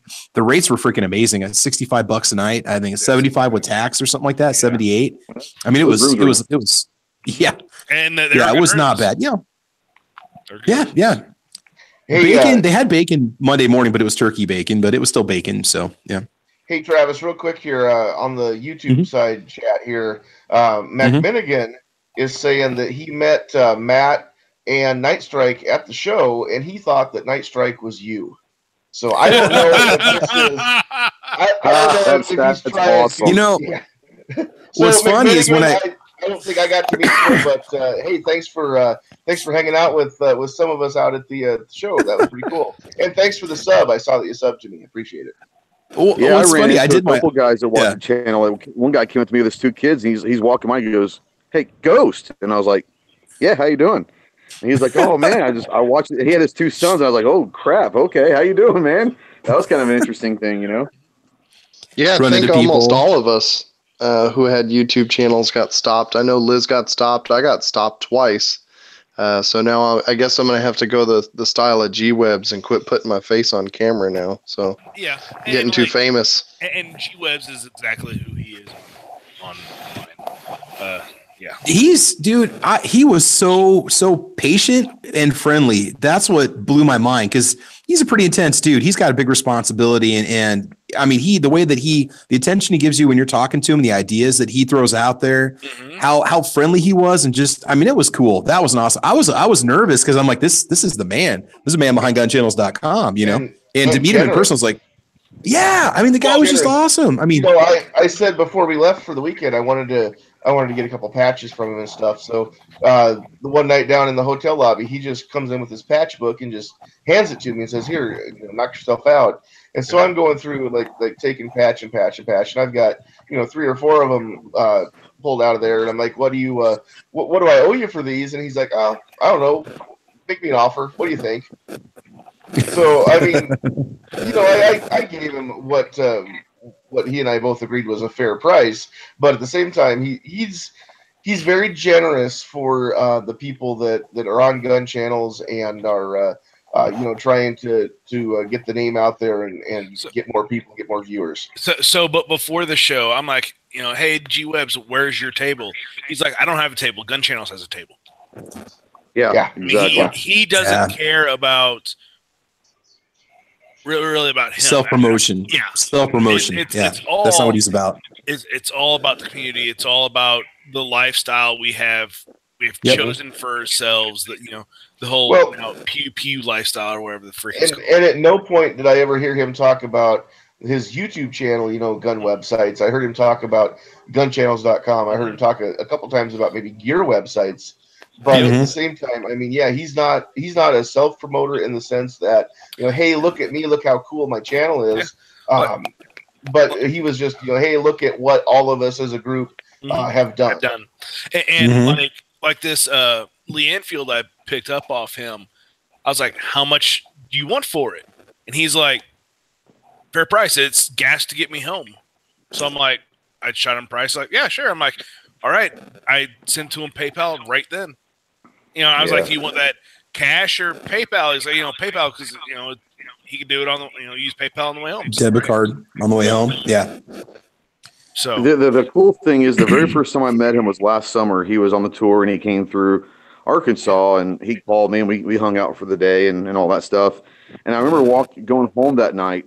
I was excited to meet him for the first time and all that. But I got home that night. I was telling my wife and I said, G's never going to be the same to me because before he was kind of the Wizard of Oz. He was the man behind the curtain and no one really knew. And then once I've met him, and I don't know if you guys feel the same, but once you meet him, from that point on, it's just G now. I mean, it's because he's not this Wizard of Oz guy anymore. He's the man behind the voice, but he's just like you said, he's just G, and that's a cool thing about it, Yep.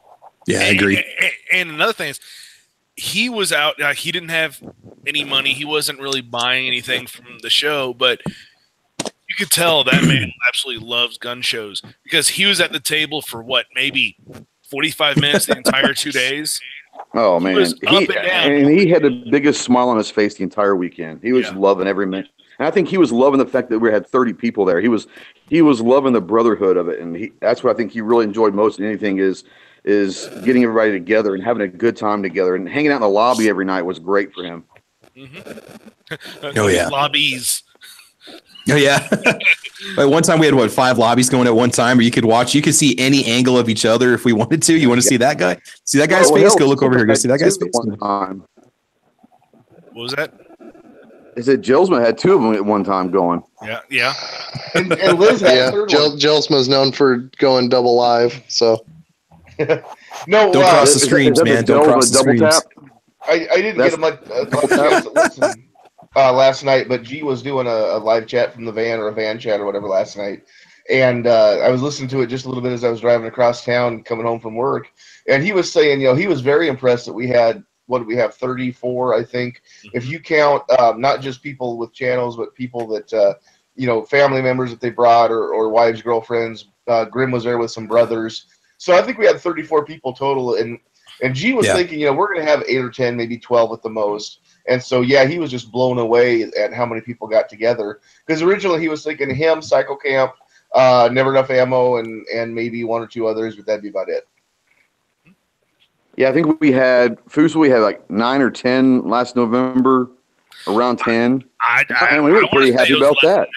I think it was less than that. Now, the time before where I actually made the shoot and Waterman and the JM Davis, I think we had like 9 or 10 that made the shoot and walked around together. I was whenever I met Raphael the first time and Dano, but yeah, it was fun times.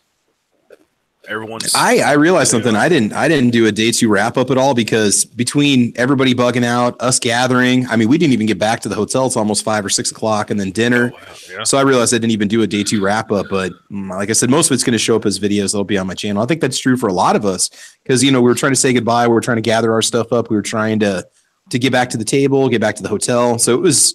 It was definitely cool. Anybody going, I'd recommend going home on a Monday morning because the traffic was not bad at all. After 8:30, it was a smooth drive all the way home. So, yeah. I tell you what was really cool is I was talking with G afterwards, and I asked him, I said, what did Wanenmacher think of having all of us there covering the show?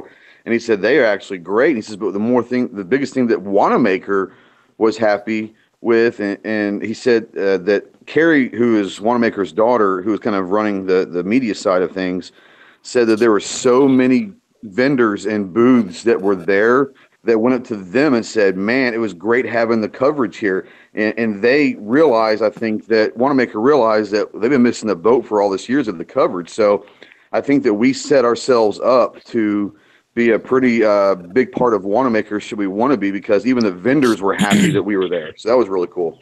Like, Travis, it was you, me, I think Night Strike. We're going and I think it was you that was talking to that one guy for 5 or 10 minutes about what gun channels was. Was that you?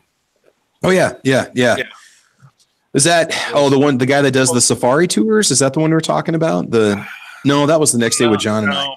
There were so many people that I was passing out cards to, chatting with them, saying we're the ones covering the event. We're the ones that are, getting all the pictures and the images out there and the video footage for you guys.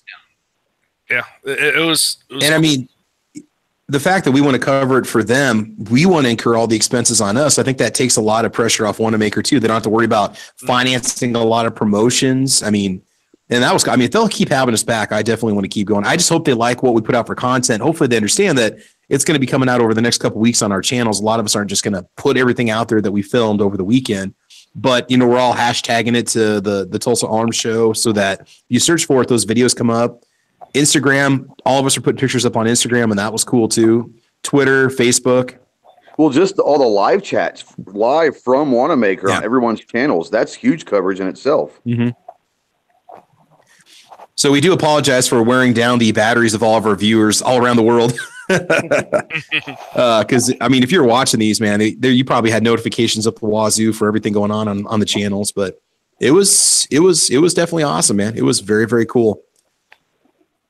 Yeah, I had a guy that was actually watching me live as I was walking around live. So he's like following behind you. Yeah, what's up? Hi, Mom. That's pretty cool. You had your own hype man. For a little bit.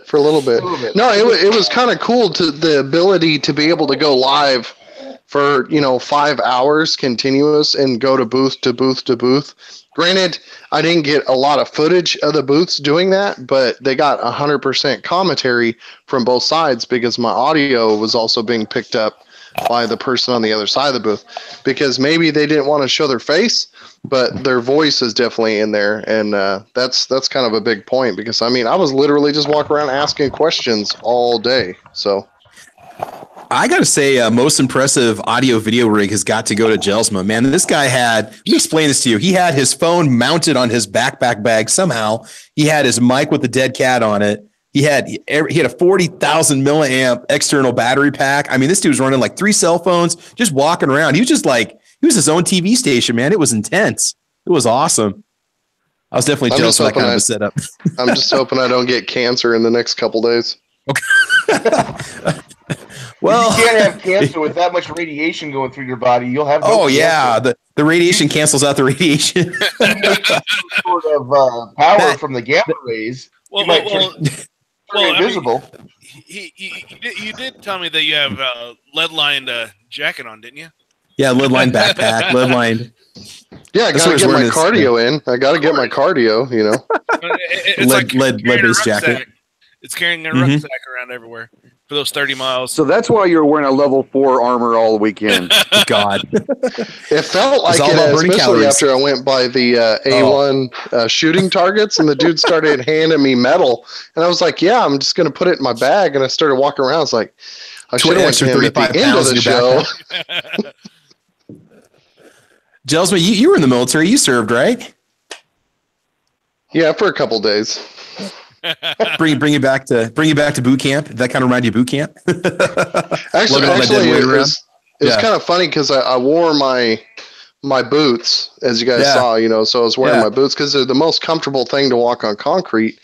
And I was going up and down. I was like, man, I really haven't ruck marched in quite a while. So, but granted, when we used to do it, it was like 120 pounds of gear. So the 105 pounds of electronics equipment, it wasn't that bad. Yeah.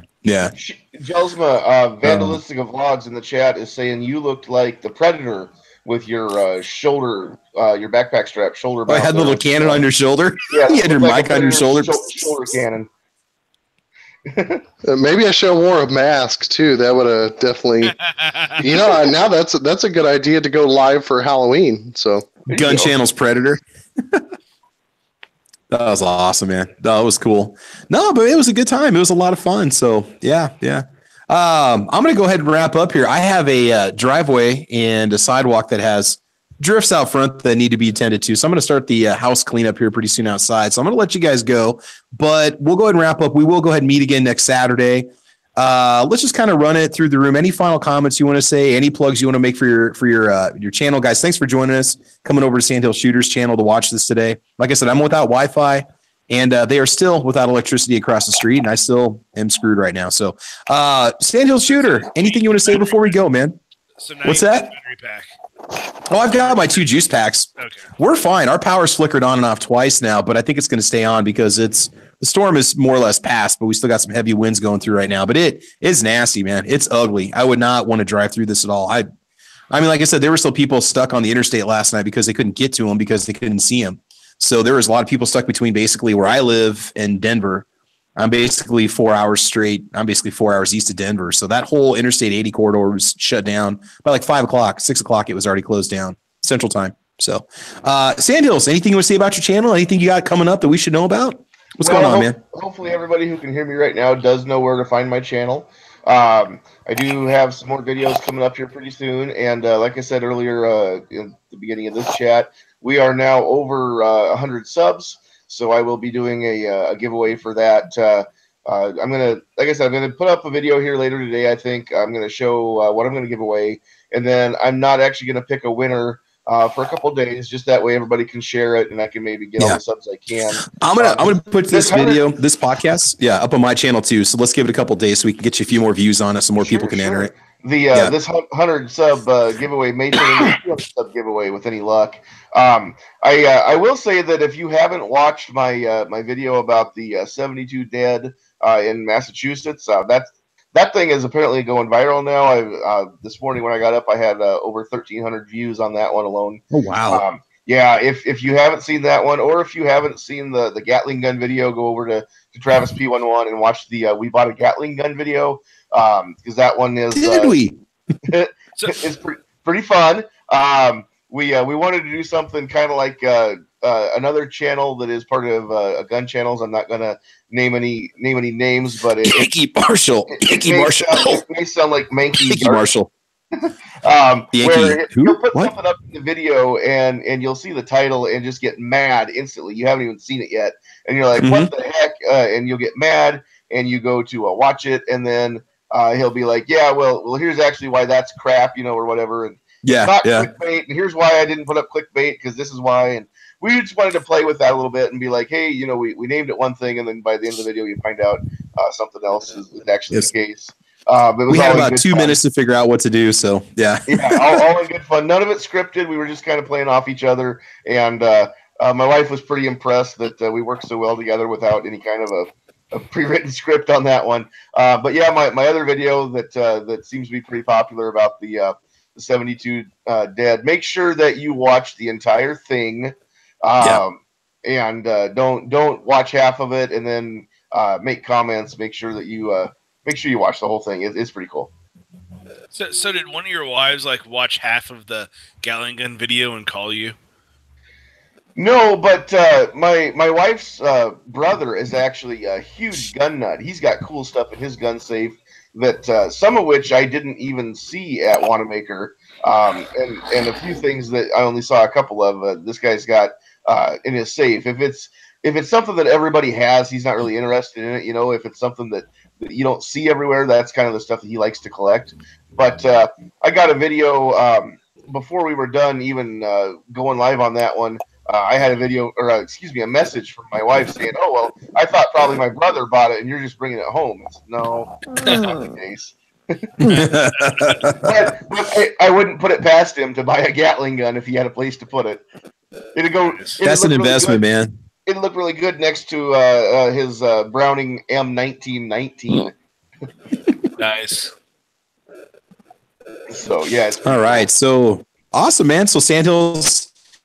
Thank you for hosting this one again. Like I said, I could have ran it solo and just did a YouTube live video, but I thought I'd maybe see if, you suggested, hey man, I'll host it for you. I do appreciate that. And I'm still without internet. I've tried several different devices. I have no connection. So appreciate you doing that, man. Thank you for doing all the busy work on it. I wanted to be able to get the link out for the people that were with us. If we're going to talk about Wanenmacher, then it's nice to have everybody in here that actually was there with us, so that you guys can actually talk, and we don't have to do everything via text or by chat, since Travis can't even see the messages. So yeah, I was happy to host it. Thanks everybody for coming over to my channel and finding this and watching it, and thanks for all the subs. Thanks AWAG. I just got your notification there that I picked up another sub just now. You're welcome. Hey, there we go. All right, so Foos. Anything you want to say before we go, man? Any comments? Any final little words of wisdom you want to bestow upon us before you call it? What's up, man? Words of wisdom from Foos. That's odd. Definitely, start saving up for Wanenmacher in November. Just go. Either, and like I said on one of match chats, either go with no money and know you're not going to spend anything, or bring a full wallet. Yeah, take more than what you think you'll want to spend. Every year I'm like, oh, I'm only going to spend this. I take that cash, and I always spend more. But I mean, you could definitely go in and have a great time without spending. Just ask Matt. Oh yeah. I spent, not counting meals, I spent $15 at the gun show, and that was it. Yeah.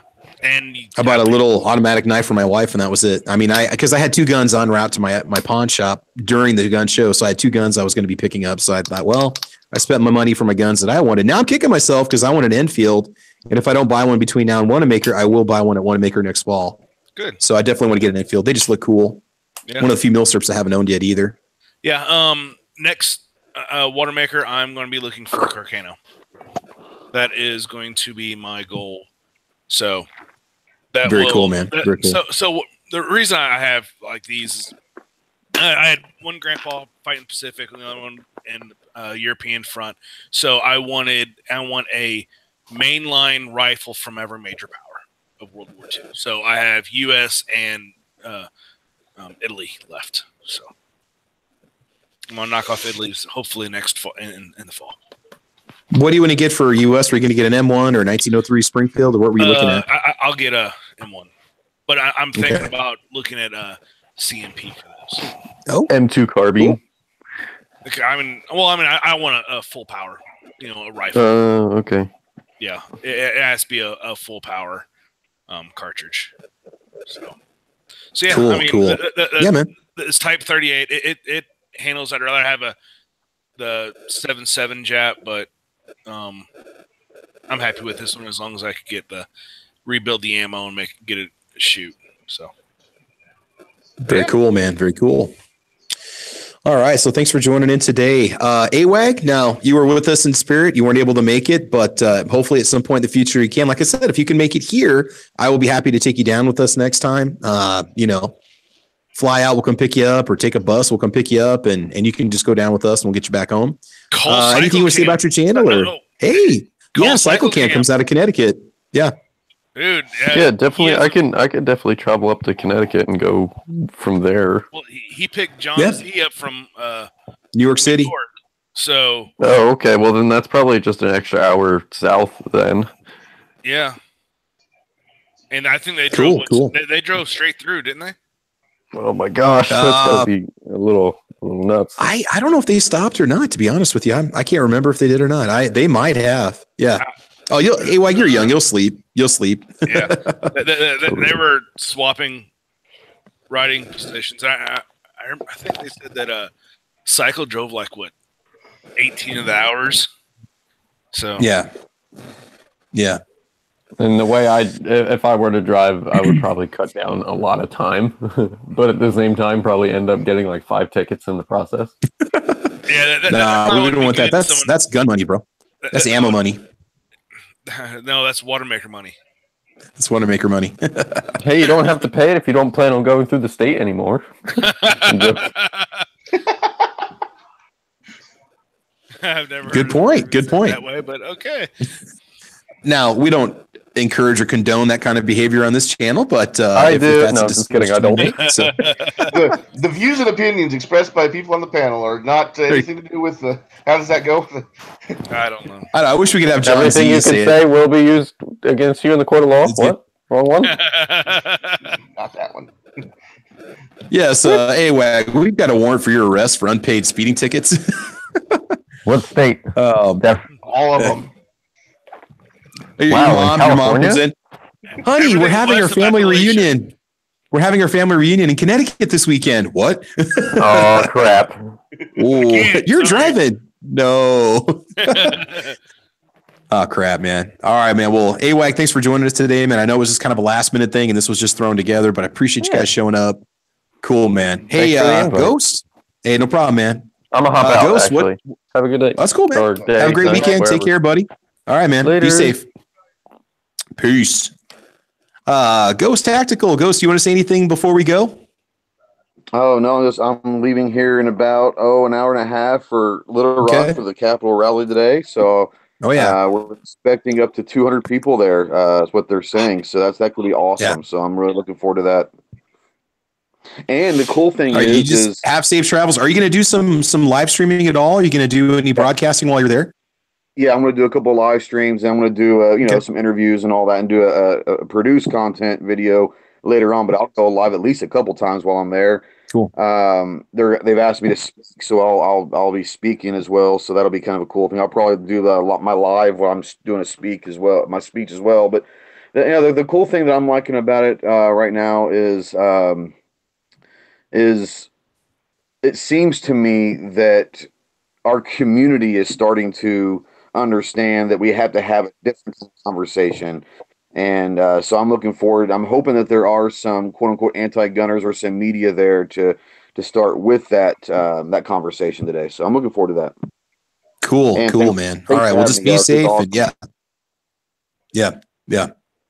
Well, hey, I'm going to, unfortunately, I'll get to myself about the rallies, but I'm going to be promoting you guys too that are doing your live streams, putting them up on Twitter, putting them up over on Facebook, sharing them, just getting the word out there that these rallies are going on and people need to start paying attention.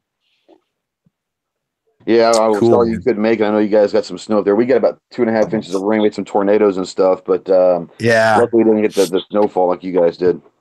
Yeah, no, we got closed interstates and highways. We've got basically wide out. It's still blowing. The wind gusts were around 40 miles an hour up here, and it was pretty intense for a while there. They basically shut the interstate down about 60 miles west of where I live, all the way out to Denver. And it's just not. I mean, like myself and Sandhills and I were talking about this at the beginning. We could have gone to the rally, but there's a chance we wouldn't have made it home because right now, what hit us and what's on its way out is going there right now. And so there's a chance I wouldn't get to go home till tomorrow night just because the roads might not be clear. It's that bad. So for us, we're just going to be there in spirit, and that's pretty much it. But anyway, Ghost, I do appreciate you coming over here. And Ghost, quick question. Did you design Sandhills' logo? Yeah. Is that your handiwork? What he wanted, and I don't think it turned out not what he wanted, but I think he was satisfied with it. But it was satisfied is not the word. But here's what happened: is I had one thing in my head, but my problem is I can't do graphic design, and I can't when I have a picture in my head, I can't articulate it into words even to get the picture out of my head into somebody else's head.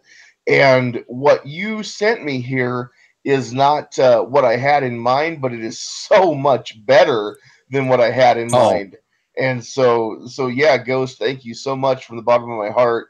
And like I said, pleasure, bro. If there's anything I can do to get you back, Yeah, bro, man.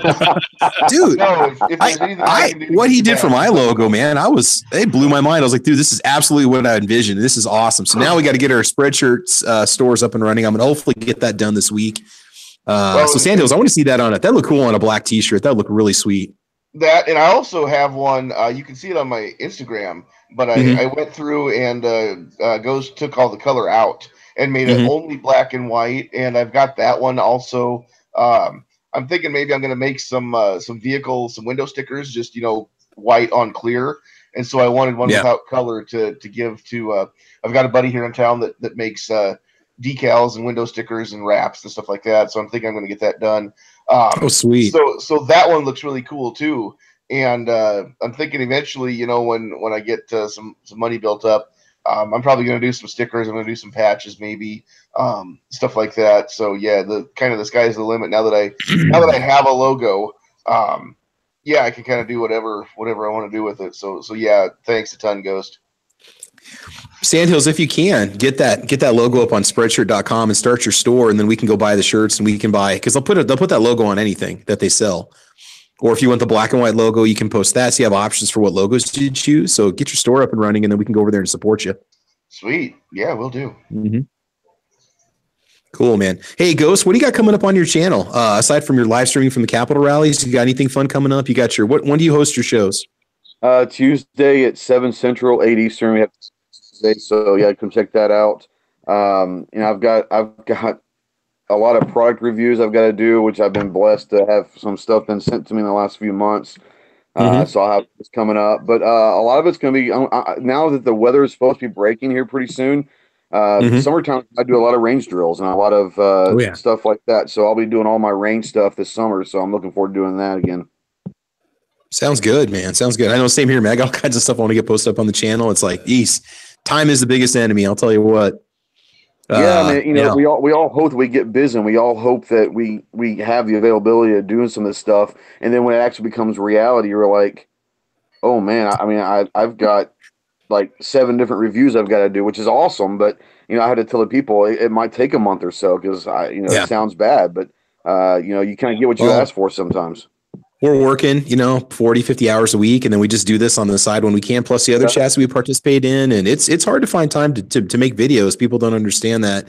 You can do a little 5-minute tabletop review, but if you want something good, you want a good range test, you can burn quite a bit of time doing that, plus the editing and post-production. So it's not like you can just hammer this thing. We don't have anybody doing this for us, And so hopefully people keep that in mind. Yeah, we don't have a staff yet. No, the only cameraman I have is Sandhill Shooter, and he's 4 hours away.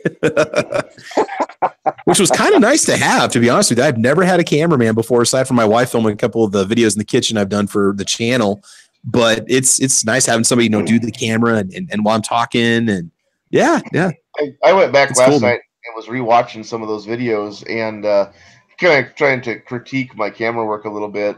And I'm thinking, well, that really didn't look half bad for my first time out of the gate. But if I had one of those really cool gimbal rigs that like Gelsma or Clover, some of those guys had, just imagine what those could look like. That's awesome, man. Heck yeah. It'd make for some really good videos. Good stuff. I know what's on my Christmas list.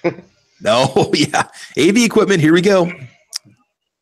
So moving on here, Gelsma, thanks for joining in, man. I do appreciate it. We were watching a movie last night when you sent your invite, and Return of the Last Jedi is like, I don't even know how long, 2.5 hours. So I wasn't able to join in your chat last night, but I was watching a little bit of it this morning. Gelsman, what's coming up on your channel? What can we expect if we sub to you or go check out your channel on YouTube and gun channels?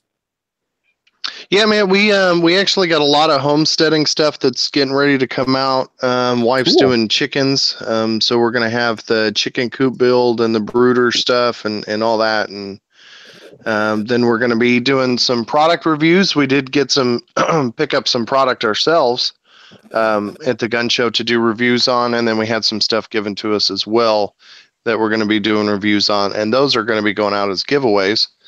Cool. Then we got our Friday show. As you guys know, it's Fish for Firearms at 8 Central.